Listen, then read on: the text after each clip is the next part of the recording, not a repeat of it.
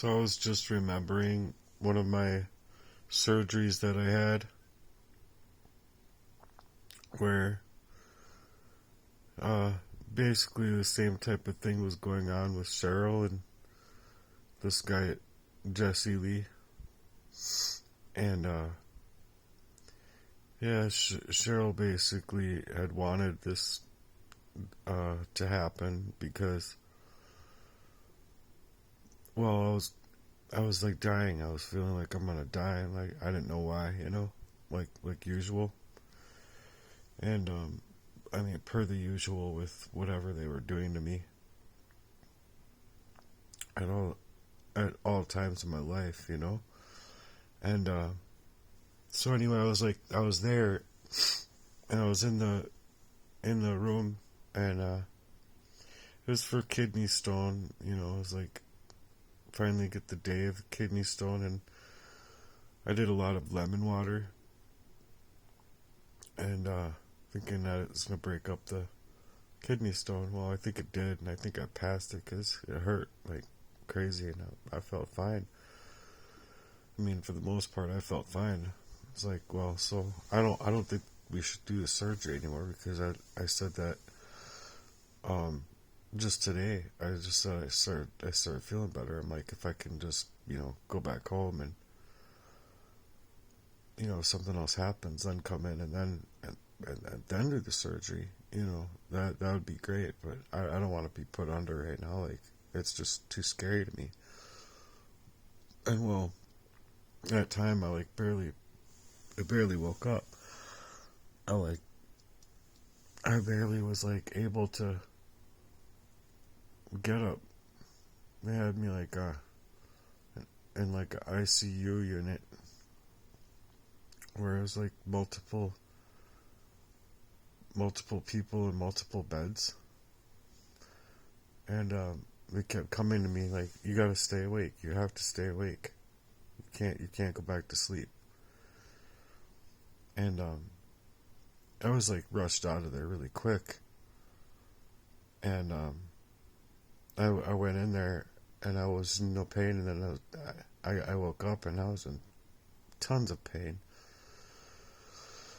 and it was like really hard to like focus and pull myself together and like all that kind of stuff. But they were giving me the paperwork to get out of there, basically forcing me out their door, like forcing me to like leave. I understand that like they want you to like get out, get up and get your energy back as fast as you can, but it just didn't feel right, was all I'm saying. And it wasn't at all right. Um, and nothing happened there that was all right. I mean, I remember waking up like in the middle of the surgery, and they try and make this they try to make this a nightmare or a dream. It was not a dream. But I woke up, and I guess I had like enough anesthesia to like put down a horse. And there's like the school kids up along the sides like taking notes, and one of the school kids was the one that yelled down and said to them that they would be calling the cops if they tried to give me any more anesthesia, because they said that at that point you guys would be legitimately killing them. It was in their textbooks. So as I'm sitting there, and there's like a bunch of people around, like 30 people around, still trying to like screw shit through my body up to my kidney, and they left a stent in me, and at that point on, like, I was forever fucked. Like, legitimately, after that surgery, like, my body was always fucked up, and my everything just felt different from that moment moving forward. But you gotta put it into perspective. I was arsenic poisoned. I didn't really have my memory, And I'm not saying that I was arsenic poisoned by them, but I was being arsenic poisoned for other reasons. You see, by Cheryl, who was also a phlebotomist, and Jesse, I don't know what he did at that time. He worked for long-term care support. I believe, yeah, I believe that he worked for long-term care support still. And so these things just kind of add up to like what people do for a living and what they were doing behind my back. But anyway, I remember telling them that they ought to be ashamed of themselves, and I was like pretty loud about it, because I said that I didn't want this surgery and I was fine. Like, I should have just, I wish I would have ran, because you guys are hurting me. You guys are hurting me really bad. You have me strapped to this, upright bed, and you guys are literally hurting me. This is like the most painful thing I've ever gone through, and I'm like trying to like tell you guys, like, what you guys are doing to me is very, very painful. Like, I asked you nicely before the surgery to stop and don't continue, and like they pressured me to make sure it was continued because, well, Jesse wasn't there, but Cheryl was. Cheryl wanted it for her own reasons, you see. And I'm sure you guys can figure out what those reasons are, but there was an affair going on, big time. And so they had wanted me in that condition to go in there to get the surgery. And not only that, but the state was paying for it because I was on medical insurance. So I just said that. I said, you guys know, all of you, every last one of you know fuck well that if I didn't have medical insurance through the state, and that there wouldn't be money coming in for you guys to do this to me through the state, you guys wouldn't have carried through anything. You guys would have just shoved me out that door as fast as I came in. But it's because I have health care that you're going to do this to me, and you're going to run me through this surgery, and I didn't even need it. But any time that I do need it, and there isn't any medical insurance, then you guys aren't going to do anything, because you don't get paid then. So obviously it's just no love. It's just all about money, right? Well, so the thing of it is that I remember specifically in that conversation them saying something about adding another whatever amount of more anesthesia. And that's when that kid said, "Oh no, you don't do that. You don't do that. If you do that, I'm running out of this class. I'm calling the police on you guys. You guys are gonna kill him." And then everyone was all upheaval then, because I think that kid was accurate, and I'm all like, fuck, what do I do? Strapped to this fucking bed. You guys are fucking hurting me. You have like no right to fucking run me through the fucking mill this way. And I think I screamed up to them that, like, don't ever let them tell you that this fucking allopathic way is the answer. Like, I just did the holistic approach and I was fine before coming in here, and they didn't need to continue to do this for whatever reason. They're continuing, and I think it's just because of the money they're getting paid. But otherwise, I wouldn't be in this predicament at all. At all. I don't know exactly every word for word I said, but I was pissed. I was really super pissed off. And, because they were fucking hurting me really, really bad. And this was at Unity Hospital, mind you, right there in, Spring Lake Park. Well, so anyway, I'm like upright in this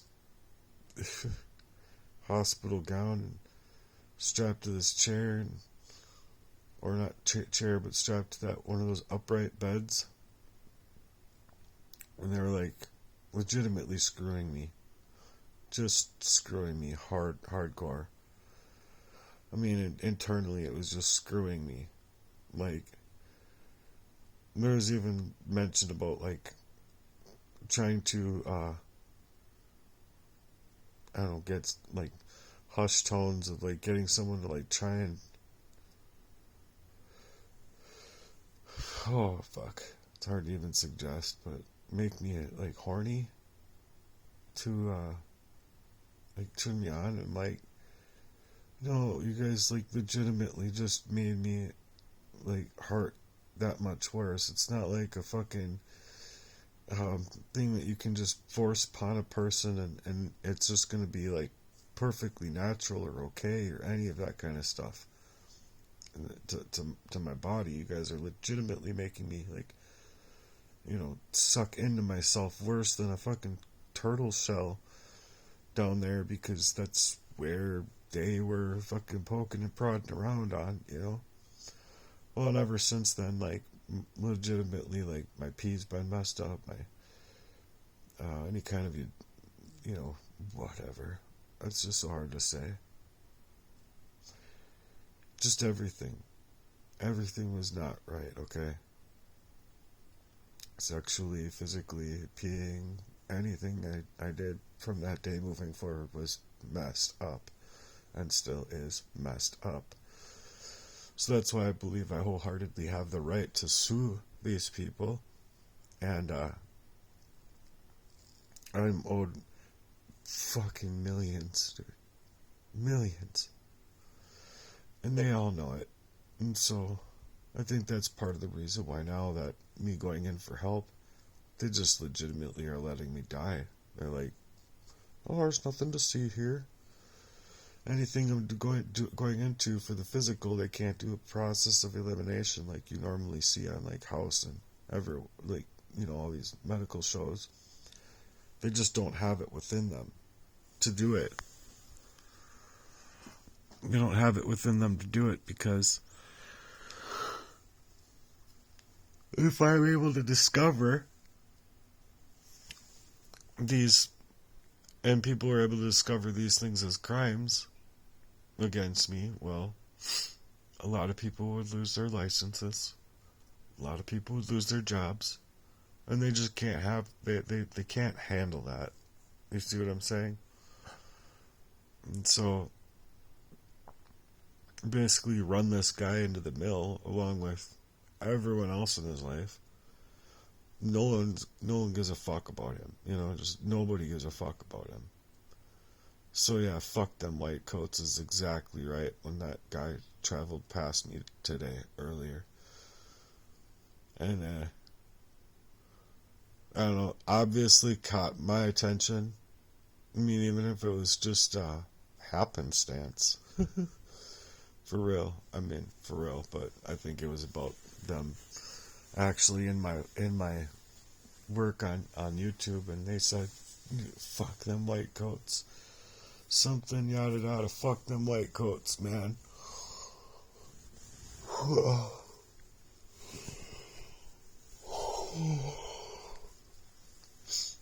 Anyway, I'm really, really tired because I've been having heart palpitations, and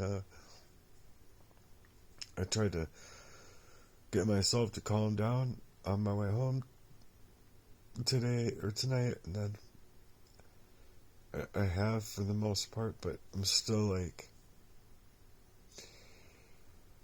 it might not be an AFib anymore, but it's like going, it's pumping my blood through me really hard to allow me to know in my body my heart is struggling.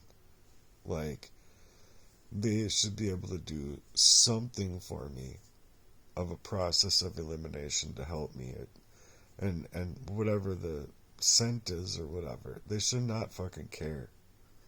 What these people did is absolutely a crime against humanity to me. I haven't gotten any of my humanity because of being arsenicked my whole life, mind you. Growing up as a kid, being poisoned up in my bottle from my own dad, and it just went from one thing to the next to the next.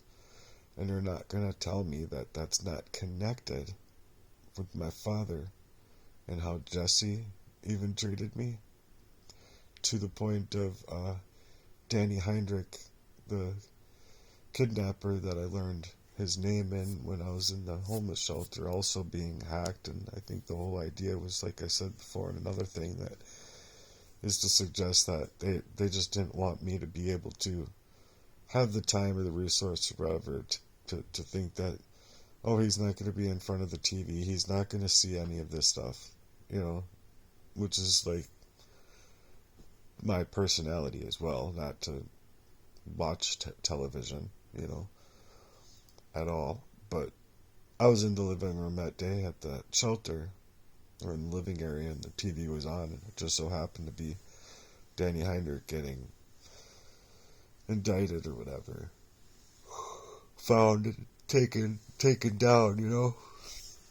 The big syndicate, you know, didn't allow Danny Heinrich to continue anymore. But the fact of the matter is that there was many people. Well, there's a guy, I should say, making videos as kind of like I have been, speaking out, and he was being censored left and right, suggesting exactly where Danny Heinrich was and to get Jacob Wetterling out alive. Well, you're not going to tell me that that's not connected to my dad just wanting me gone. You're not. You're not going to suggest it. And then you're also not going to suggest to me that the police can't do anything for serious, heinous crime over me based on the fact that they work as police. They work and supposed to be in investigations and whatnot. Well, so if they're not doing any investigations, they're not real cops, they're not doing any kind of real work, you know, about natural law or anything. This is fucking attempted murder over me my whole life. Spiritual murder, complete assassination, emotional murder. Like, I'm legitimately fighting for my life here tonight, I feel, you know. And if I were to go in, it's the same thing. Like, I'd go in and they're just trying to gear it to mental health. It's not, no, nothing to see here. Like, but we could watch you in a mental health unit and la-di fucking da, you know. But I'm just tired of this life.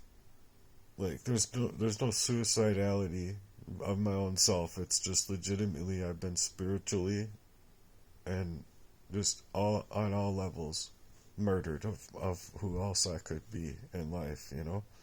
I'd be a phenomenal drummer. I think I'd just be a phenomenal drummer, a friend, a good person, you know. Like, maybe not perfect, but I'd be a decent person running around, you know, like trying to help people and make people happy.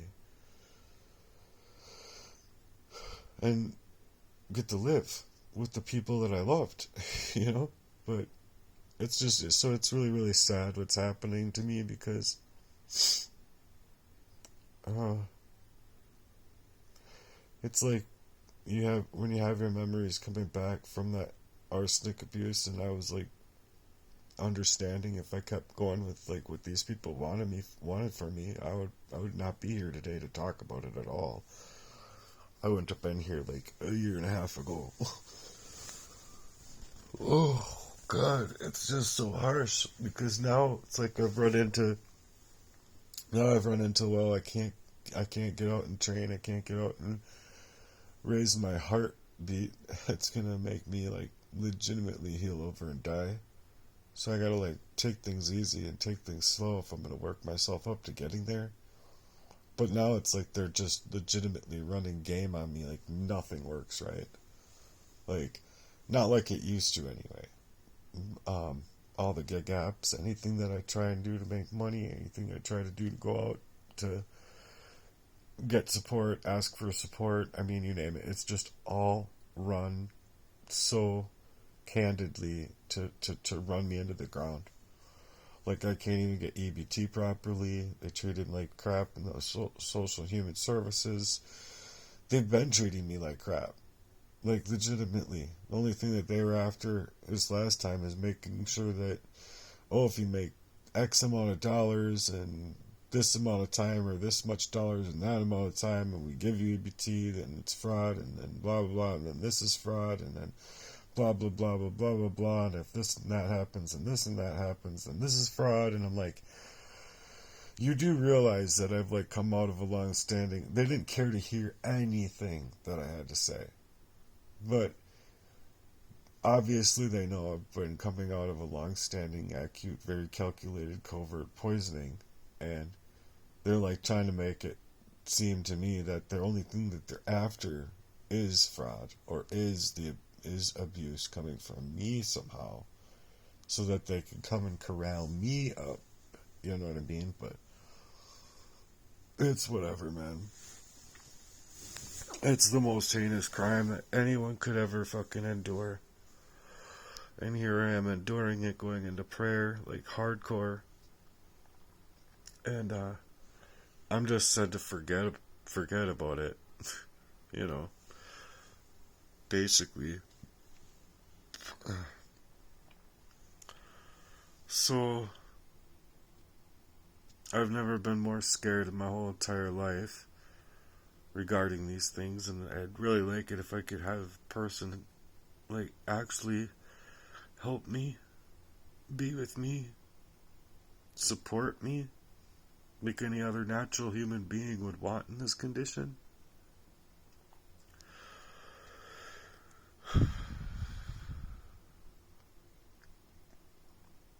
So I don't even know how much sleep I got here before I woke up and had this memory. Probably, I don't know, 2.5 hours maybe, if I'm lucky. But that's how it's been for me. Is very, very minimal sleep, and I wake up and I have this pain. It doesn't go away. And then the pain is like magnified. Now it's in my muscles and my forearms and on both sides. And it's usually just my left arm. So I feel like the pain is only growing. I'm hoping it's detox pains. And that somehow makes sense. But I think if it's longer than 24 to 48 hours, I'm gonna have to go in, and I'm afraid to go in because I think that these people are just gonna complete the mission, and I don't get any such life. So I hope that someone sees these things as crimes in my life and not like, oh, he's crazy, he's not targeted in any kind of fashion, his friends really cared about him, and all that kind of bullshit, because no, these people don't. They haven't. And I don't know. I just don't know what to do. I'm working really hard to try and detox, eat right. Obviously, sometimes you just don't really have a choice. You're broke, so you eat broke. You eat broke food.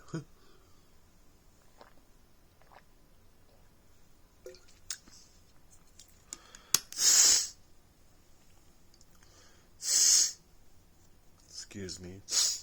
Like stuffy waking up here. Trying to hydrate like crazy.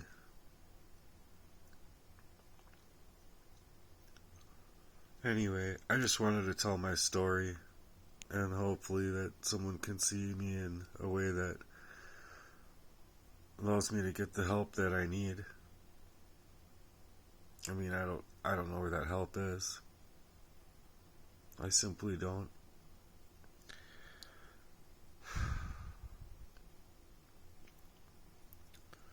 But I can't say that I'm not freaking out internally. I'm literally freaking out because I feel like I'm gonna die. It's sudden death from a very long-standing acute arsenic poisoning, and these people are just getting away with it. Every last one of them. They're just getting away with it. And I just feel really sad that I've been targeted in this fashion, to where like I had to like move differently to come to realize these things were, like I said, I would already be dead. And many times over, I can tell you for sure it was many times that I was falling to the ground, not knowing exactly what the fuck is going on. And those similar feelings and those same feelings were a pattern of abuse that was every time that motherfucker Jesse was around. And there was other people involved. Cheryl was involved. And yeah, I believe wholeheartedly that this man wanted to completely get rid of not only me, but my latest or most recent girlfriend. So like the same type of things were happening based on how my dad actually moved with my life in that kind of fashion and made moves on literally taking my life at a young age, you know? And it's just been constant in my life. Constant. And I deserve the care and support that I'm after. Please see that. Yes, that's all I'm gonna say in this, because I have to stop thinking about this stuff and